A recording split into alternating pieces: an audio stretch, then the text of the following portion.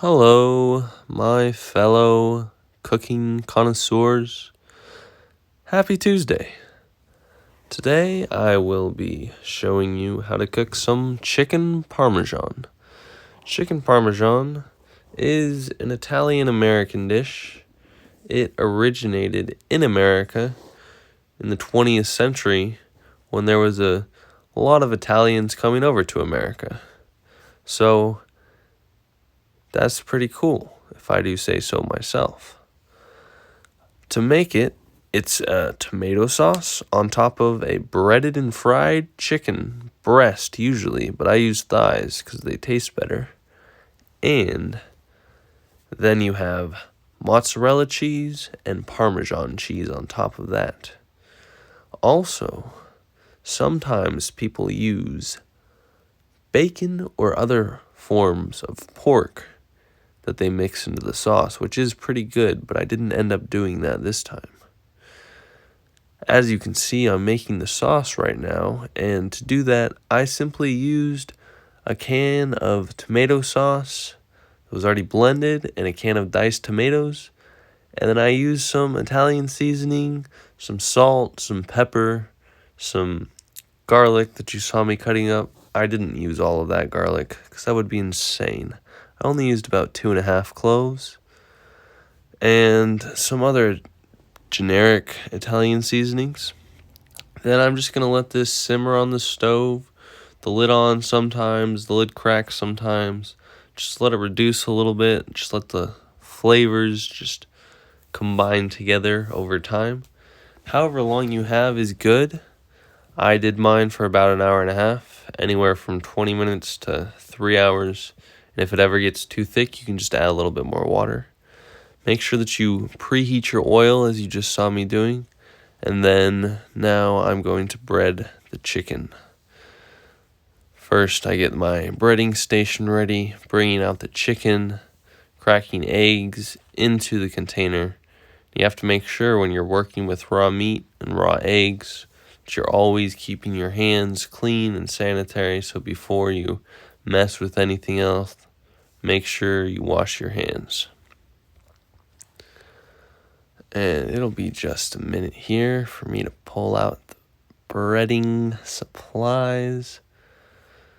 But when you're breading, I'm doing a 3-step breading method with panko, because panko are the best breadcrumbs. They make the crispiest things when fried, in my humble personal opinion.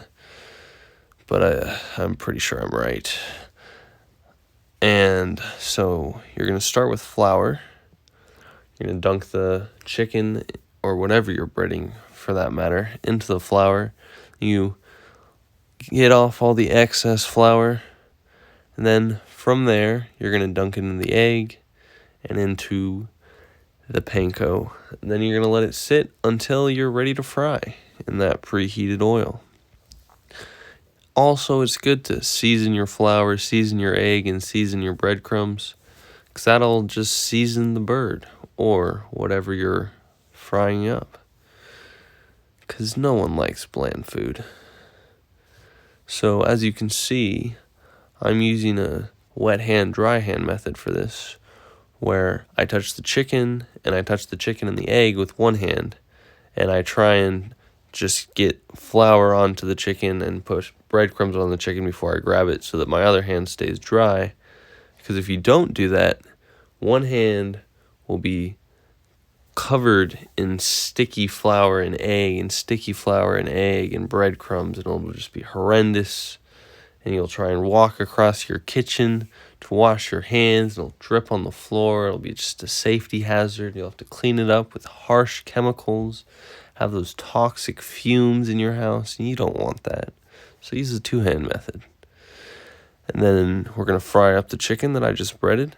As you can see, when you lay it into hot oil, you want to lay away from yourself, because if you lay it towards yourself, it will splash, and you don't want to drop it in there, because that will also splash oil.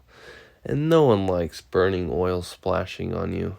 It's very painful. I sadly know from experience, from when I wasn't the best at handling oil. I've gotten a lot better since then. So we're just going to let this chicken fry away.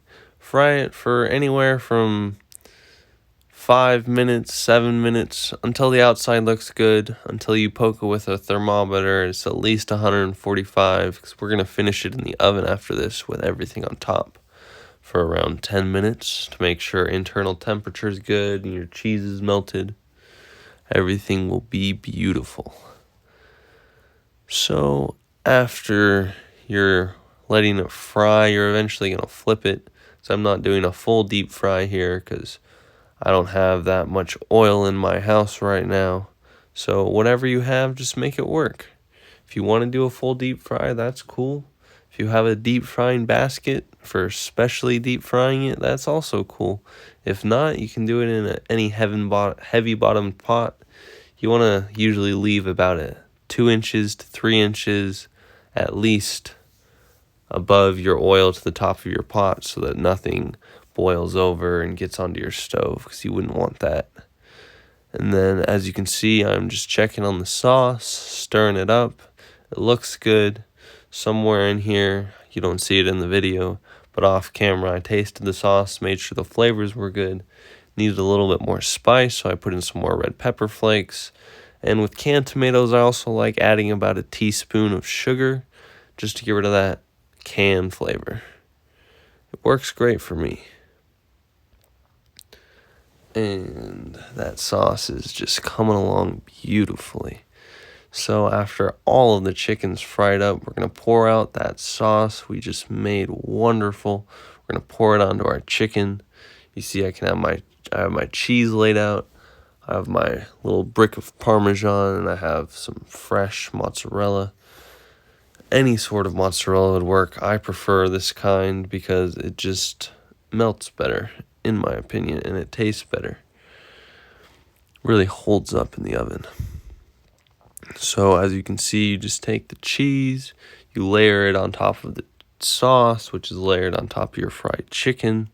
You're going to throw that in the oven until the internal temperature of the chicken is 165, which is where it's got to be for it to be well done, for it to be safe to eat. I'm grating some Parmesan cheese on top of that because it is chicken Parmesan. And yes, that's fresh Parmesan. You could use the dried up stuff, but I really don't think you should. Just go out. You don't need Parmigiano Reggiano, although it is the best. Get yourself a block of Parmesan from the deli aisle at your grocery store. Almost all grocery stores will have it. And it just makes your dish so much better. Then I'm going to throw it in the oven until it's cooked and safe to eat. Then after that, you throw it under the broiler just to get the top of it looking beautiful. And there it is. That's the final product.